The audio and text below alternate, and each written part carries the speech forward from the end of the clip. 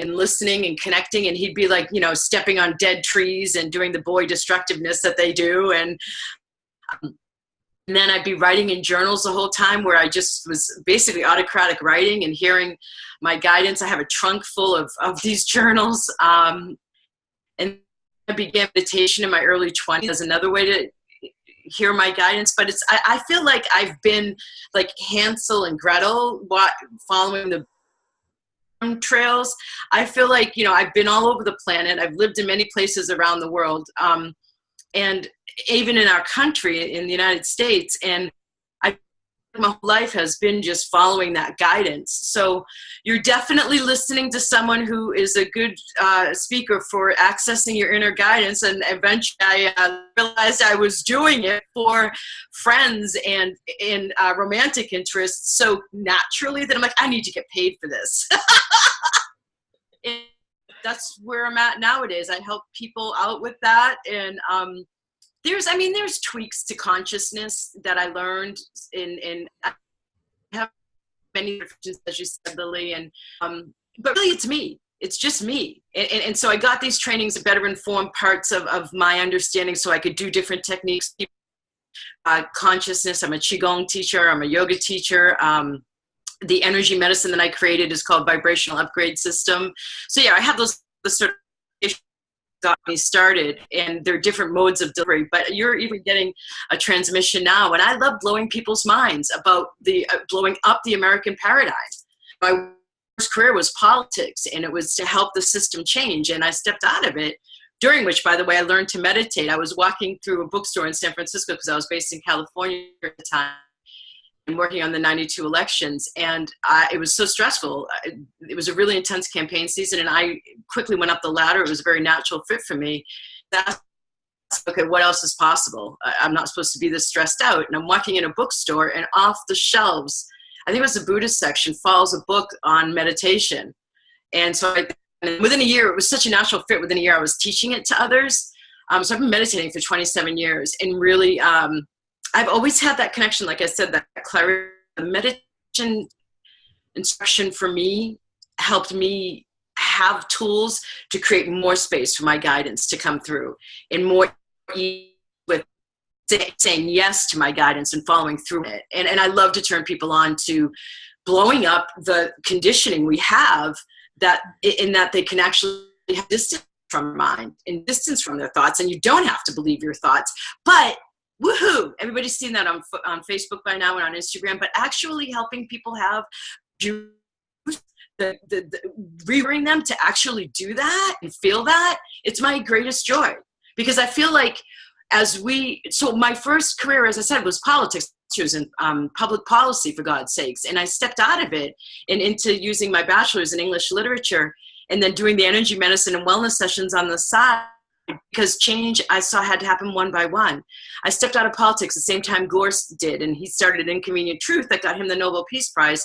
I started doing the one-on-one work through teaching classroom and the energy medicine sessions along the side at the same time, and I didn't even realize that until years later. And then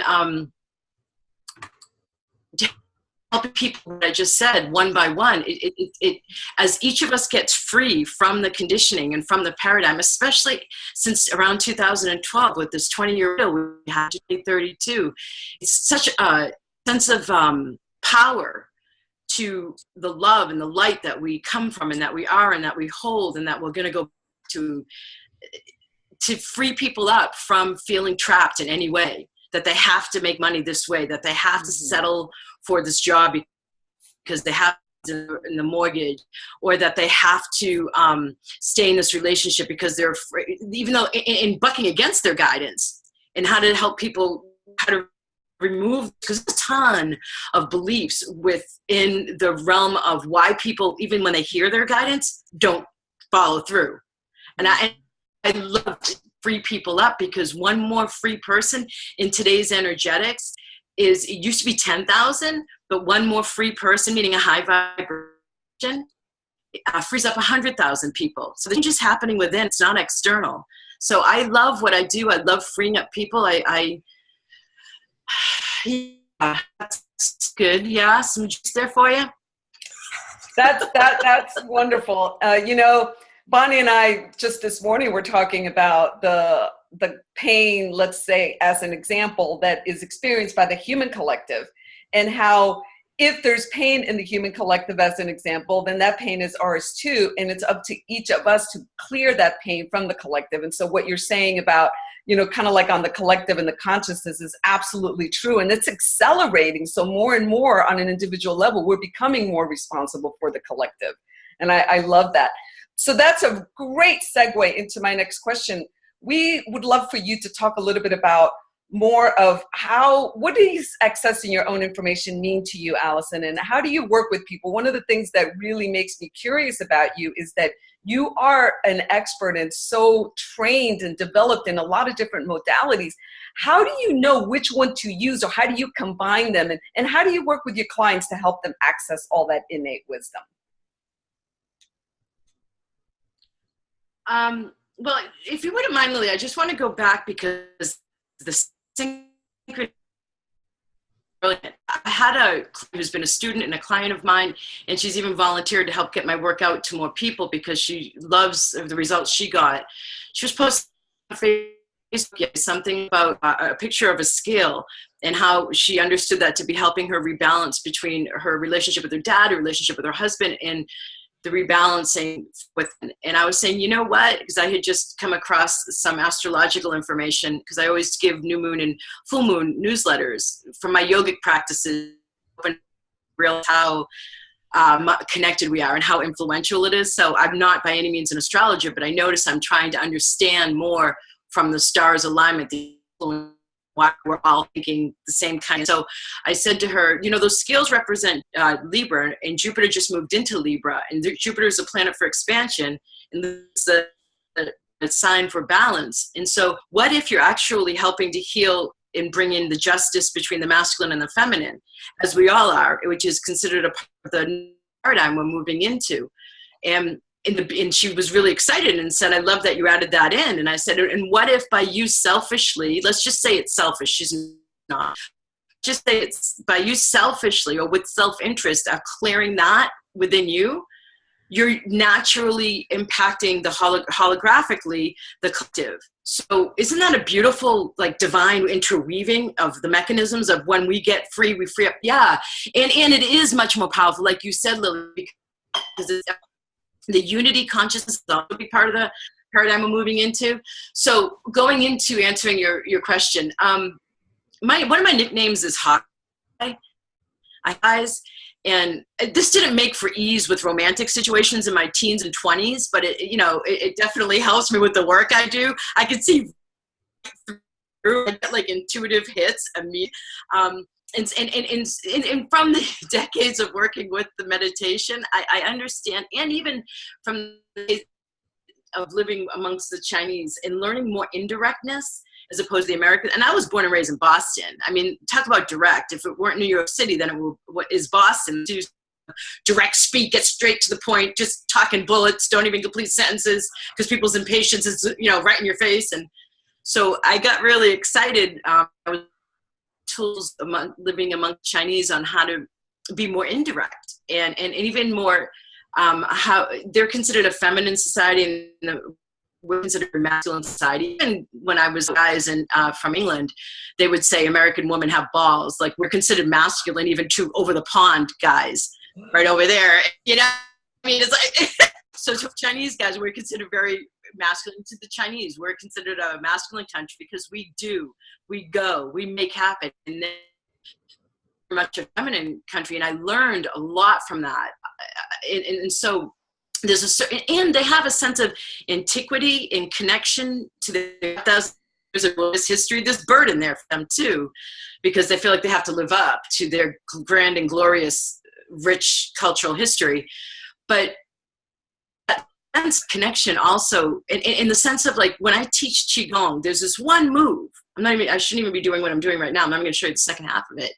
That they went to, this is why, like, a student would go into the monasteries, and I teach an 18 movement sequence, and they would have to just learn one whole year, sweep, do chores, do the dishes, and earn the right to like grab, understand, integrate the vibrations around them, and live immersed within that kind of culture before they earn the right to be able to move into the second movement.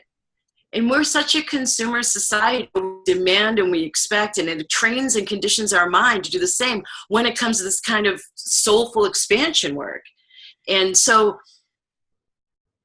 there's a lot that contributes to understanding of how to bring a person through the process of expansion. And then in the back of it all is my razor sharp hawk eye intuition of almost immediately I am given information about the key to go to. And it's through the chakra system. It's through not 8, 12, but through the 7 through 1, because that really frees people up on the earth plane, as you both know, because this is the spirit and we get to the heart, and then from the heart, from the solar plexus down are the earthly ones. And so I have found them. I remember when I was talking at the LA Conscious Life Expo, and I was in the front of a room, and this happened year after year when I spoke there, and anywhere I'd speak, but I remember this time in very specifically, I was listing the different issues. So like if you have issues in your solar plexus, then you might tend to absorb more energy of people around you. Or if you have issues in your chakra, you might tend to eat a lot of bad carbs to get quick sugar rushes, to have the energy to push yourself through manifesting. Because it's joy is a major aspect of the third chakra, and the joy element, if we're not having that with what we're manifesting, which other major part of that chakra, then we have less energy in this power center, because that is considered the power center of the traditional interpretation, right, of the chakras. So if we have, it's also self-confidence and self-esteem to put out there onto the physical plane what it is we want to manifest. So if we're busy feeling obligated and trapped in the region and manifesting out there something we feel like we have to do, then that's going to drain energy from the third chakra. And I remember, I don't know if it was that example, but I remember like just listing, like I just did the aspects. And by the time I got to like the almost done with the second chakra and starting the third, people sitting back in their seats, they were just like nodding their head. You could see the entire shift, like, man, she nailed me. They had already claimed like 1 or 2 of their core issues. So it's not, it's also, I've been told I have a really different understanding of the chakra system, and I know I do. I mean, I'm a personal trainer as well. I've studied the body. When I was over there 10 years with the Chinese, I was the way energy flows. That's what Vibrational Upgrade Systems is that I created. It's about, my first name for it was Chakra Flow Energy Medicine. But I had to change it because somebody out there has something too close to that. So but it's all about how energy flows overall. And when we have more of that flow through and all the way through the different regions of our body, health, vibrance, well-being is there mentally, spiritually, and emotionally. So, and physically. So I understand what these breadcrumbs throughout my life when I've asked, okay, what's next? How do I understand this better? What do I need more? And I haven't even necessarily been consciously asking, but it's just this guidance I have. It's just like its own operating system that's like stealth mode, and it would take me over this next learning, including moving to Asia. And so I've gotten this like volume of information built on itself. And so my understanding of the chakra system is a very consistent roadmap to the path of awakening, and not to go ahead and connect with angels or spirit guides or meditation, but to be in the body, making choices in our everyday life so that the we feels good to us and we're smiling sitting in it, so that the clothes we wear feel good to us, so that we emanate joy from our body and have health and wellness in our body. So my answer is everything I just said, and in source, the bottom line. I mean, love is the whole all of this together, and I have always known that we come from love, and to always defer to that bigger source than what real strong intelligence. I had to learn how to get beyond the intelligence and beyond even considering your intelligence a tool, and to connect that as a little girl, like I did to the trees and to all of nature, and just be immersed in it. So I hope that helps answer. Yeah. And what you're talking about also is just more techniques. a lot of the research that they're doing with heart intelligence, that's what you're talking about, really, basically, you know, is let's put aside the brain's intelligence and let's use more of the heart intelligence. So as we dive into the next question, Allison, you work with individuals and you work with groups, and there's a different dynamic there, but can you give us a little bit of a maybe like 2 or 3 golden nuggets that you've learned throughout the years, that whether you're doing work with a group or an individual, that anyone that is listening to this recording and watching this interview could begin to implement immediately? Just like 2 or 3 golden nuggets for us. Yeah, I think one of the really powerful ones, Lily and Bonnie, and you can most likely somewhat relate, but you're a little bit, I would sense, on this. When you get the sense, it's not even like necessarily coming as a thought, but you get that feeling. I'm giving you synonyms now, right, for feeling and sense.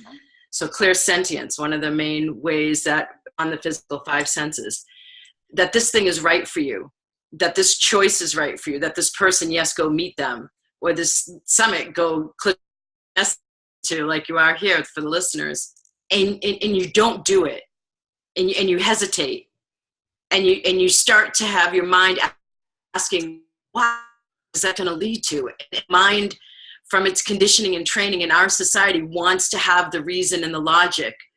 Because as I go into it, my first book, 100 pages, mine, called "What If There's Nothing Wrong," that I wrote my last year living in Asia, that I had to have an editor take it out of, like, it's in English, but I wrote it from being conditioned from the Chinese thinking, and she had to put it into American English. And I say that because we have a particular way here in the West of relying on reason and logic. And I traced back to this, totally guided in my first book, What If There's Nothing Wrong, when we were coming out of the old days or the dark ages, and it was much more about sense and intuitive guidance and paganism, and they wanted to clamp down on the irrationality that seemed to result in the witch trials and in the hangings, and as Galileo was punished for coming out a new understanding that rocked the world and didn't put Earth at the center. You know, I mean, as the age of reason emerged, we're coming out of it now. We're on the other end of it, and we need to have balance back. And so we're still coming from a society and so conditioned by consumerism. Go live in another country, especially out of the West, but even out of America, and your thinking is so different. If you just even look at having healthcare sponsored by the state, that's like protection and care and safety net that you feel, that you don't living in America, where you feel like it's just a sense of fear that's able to permeate here. There's different ways we end up thinking from the culture we're brought up in that you really appreciate when you travel for more than a month, especially live in another culture. So shape, intellect, and I have a PhD. Okay, so I'm not, free of this either, but I chose to have my PhD, and there's this, let me put it this way. I'm going to bring that in the sidebar. 5 years, the ancient yogic sages asked, where do we have more control? Is it over our internal world or our external world? And obviously, from the development of the meditation tools, the yoga tools, when there's 8 limbs to yoga, or 8 legs, and 5 of them are about the mind. 1 of them is the poses. Obviously, they understood that we have more control over the internal. So the Chinese have their own understanding of this too, because Buddhism went over to the Chinese, but Taoist sayings, and if you look at the I Ching, all of that too is going beyond the mind. And we have hidden those knowings, those sources of wisdom in the West, because of the age of reason, because of the fear that came out of the witch trials. So you're in a society, in mind, that wants everything explained and that wants to understand the why. And the times we're in right now, your heart, which the Chinese and the Hindu integrated yoga and other cultures believe is the location of the guidance. It's not the third eye. The heart is. So when you feel upliftment or excitement or openness towards doing something, that's actually your spirit communicating to you, or your soul, however you refer to it, to simplify things. Because I could go into saying, well, the soul is some location of the Qigong system, but I'm simplifying all the knowledge from different places to understand just when you get that upliftment, follow it. You're not to feel obligated and heavy, even though our society and our religious background or the religions that we get conditioned in, not to insult religions because there's a beautiful component, but there's a guilt or obligation or shame, that it's funny to watch people learn how to what's light instead of learn how to and unlearn trusting what makes them feel bad, because that's the conditioning. Oh, this makes you feel bad. Yeah, that's the way it is. So when you get a piece of guidance, not to one, expect the mind to come in with this, well, why would you do that? And I don't understand the plan here, and what's going to be after that? And I need that. So that's the first level. The second level is, no, I don't want to do that. And then the list of why not. I don't want, because that might be uncomfortable, and then I wouldn't be able to have this happen, and then I wouldn't be uncomfortable, and then I'd have to change this, and then if I change this, that means I might lose these people, and then if I lose these people, it means I might that kind of a person. So the mind with its list of why I can't, or simply, no, I don't have enough time. Got to keep going. No, I don't have enough money.